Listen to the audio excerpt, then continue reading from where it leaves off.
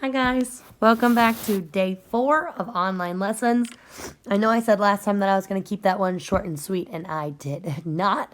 So, I'll try and do that for you guys again today. So, now we are finding the missing angle. So if you look at your picture, we have both of our sides. There is no x variable on the outside of the triangle, only a question mark on the inside, meaning that we are going to we're going to undo the trig function to find theta, to find the missing angle.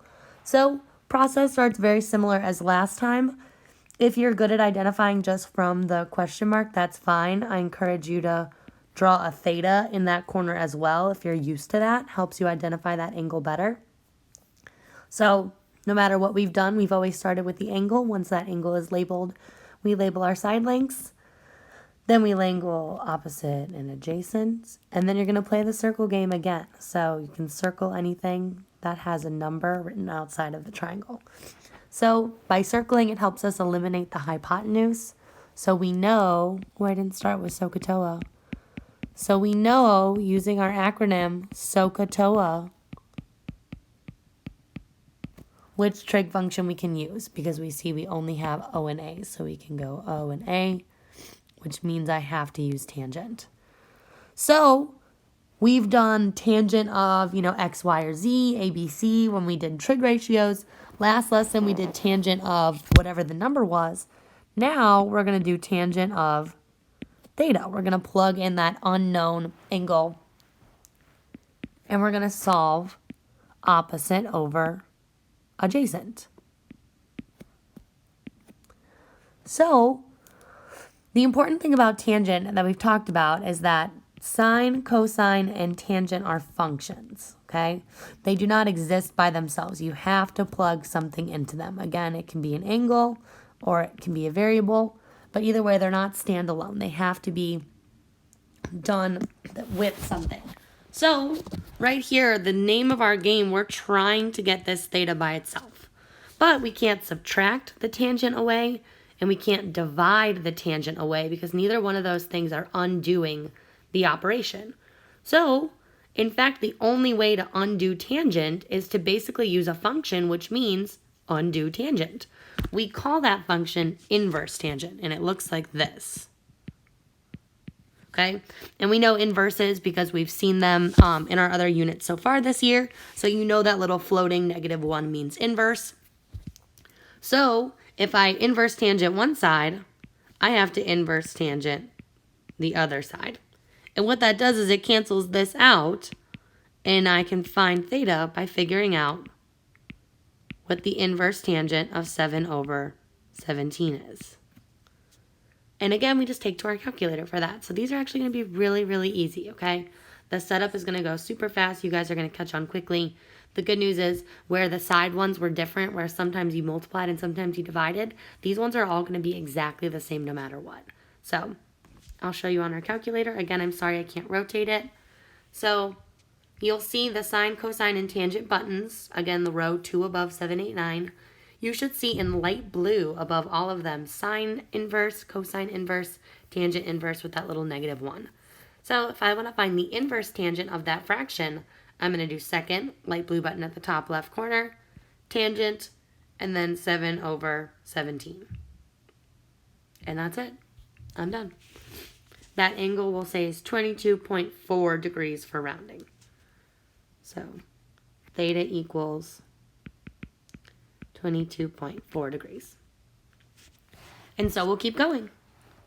So I go over here, I find my theta, I found my hypotenuse, my opposite, my adjacent.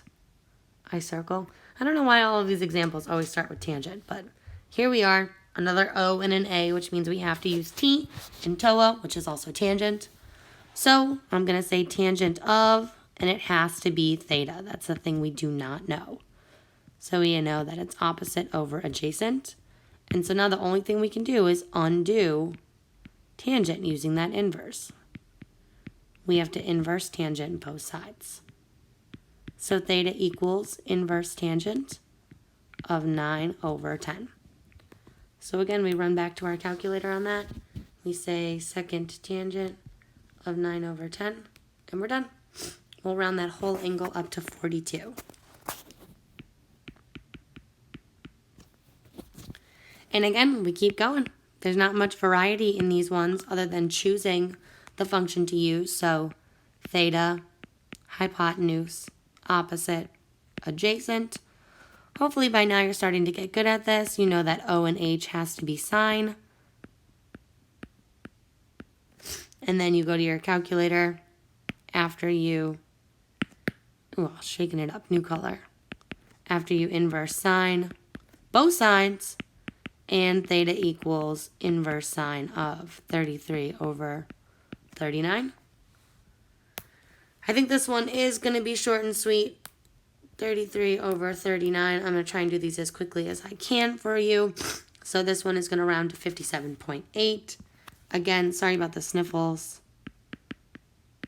My allergies are terrible. And I'm filming these all on one day. So the terrible allergies I had in the first video are the same ones that I have right now because I filmed them all at the same time. So yeah, I'm going to keep going. Again, if you want to pause the video and do them all and check back with me at the end, if you want to do them one at a time with me, I'm going to start to go a little bit faster, if that's even imaginable. But yeah, here I go. I've got theta, opposite, hypotenuse, adjacent, bam, bam. Sine of theta equals 8 over 29. So inverse sine of 8 over 29, and I'm done. Theta equals 16. Opposite, hypotenuse, theta, hypotenuse, opposite, adjacent. Sine of theta equals opposite over hypotenuse. Inverse sine of 31 over 50 lands us at 38.3.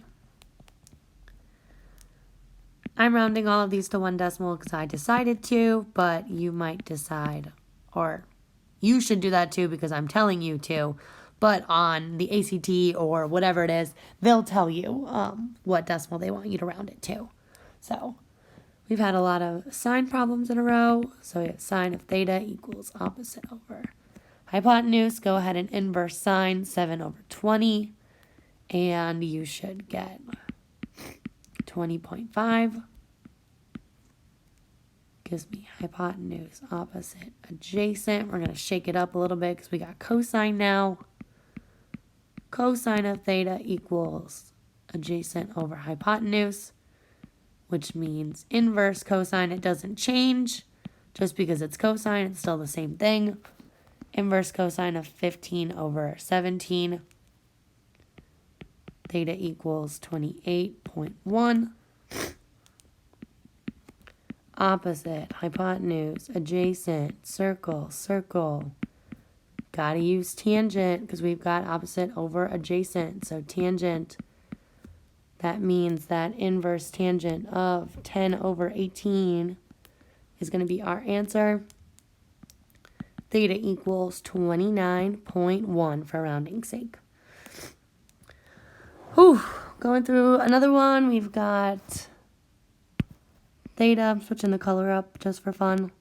Hypotenuse, opposite, adjacent.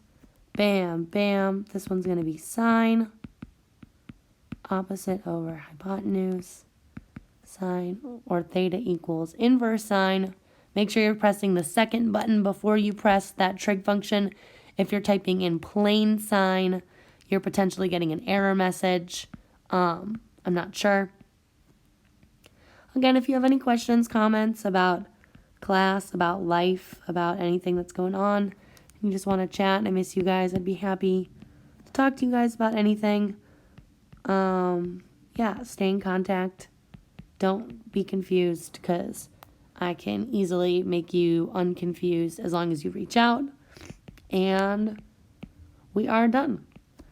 So if you're here right now because you fast forwarded to the end and you're checking all your answers and there's one that you did not get, please, please, please make sure you go back, scroll the video back and watch that example and see what you did differently than I did. Otherwise, you reach out. Yeah, I know this is weird and I know this is crazy and I miss you guys and I love you very much and I hope you guys are doing well. So stay safe.